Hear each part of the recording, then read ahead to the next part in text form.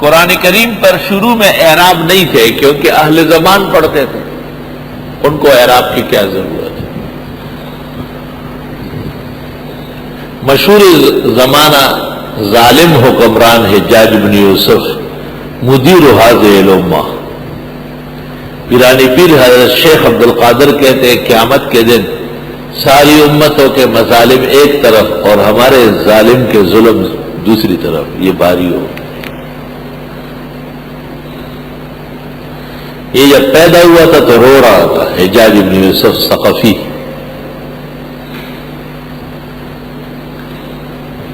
کسی ظالم طبیب نے مشورہ دیا کہ انسانی خون گٹی میں دے، انسان کا خون نکال کر گٹی میں ڈال دیا گیا۔ وہ پینے کے بعد جب یہ بادشاہ بنا تو بس دیوانہ ہوتا تھا جب تک لاشیں نہ دیکھتا۔ وزیروں کو کہا کہ آج کوئی نہیں مرا، انہوں نے کہا کوئی نہیں مرا، تو جلاد کو کہا اسی وزیر کو مار ڈالو۔ بدربار کے وزیر رو پڑ دو حلال نسے ظالم۔ لیکن عالم کفر سے جنگ میں بھی اتنا بہادر و تکڑا تھا۔ راجہ دائر کو جو خط لکھا تھا اس میں یہ لکھا ہے نا کہ اپنے قذافوں کو پکڑو، سزا دے دو، ورنہ میں ایسا لشکر بھیج دوں گا کہ ان کی تلواروں کی چمک سے تیرے محلات چمک اٹھیں گے، ایسا لشکر عربوں کا بھیج دوں۔ آپ پھر محمد بن قاسم کو یہاں بھیجا، انشاءاللہ اپنے مقام پر تذکرہ آئے گا۔ یہ حجاج بن یوسف بہت زیادہ بڑا ادیب اور لغوی تھا، لغت اور شعر سے بہت تعلق تھا۔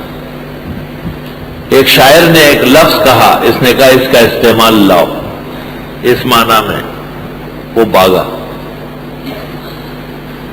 5-6 سال بعد اس کو وہ لفظ اس معنی میں مل گیا۔ جب واپس آئے تو حجاج بن یوسف مر گیا تھا۔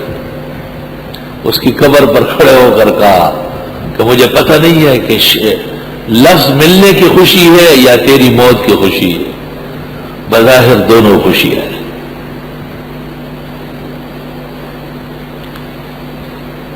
اس حجاج بن یوسف نے عجمیوں کی شکایت پر قرآن مجید پر اعراب لگائے ہیں، اور بہت عجیب و غریب طریقے سے لگائے۔ حفاظ قطار میں کھڑے ہوتے تھے اور وہ آیات پڑھتے تھے، اور کاتبان بیٹھے رہتے تھے اور اس سے کی آواز سے اعراب بناتے تھے۔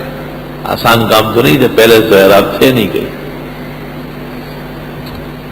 تاکہ عجمی لوگوں کو پڑھنے میں سہولت ہو جائے۔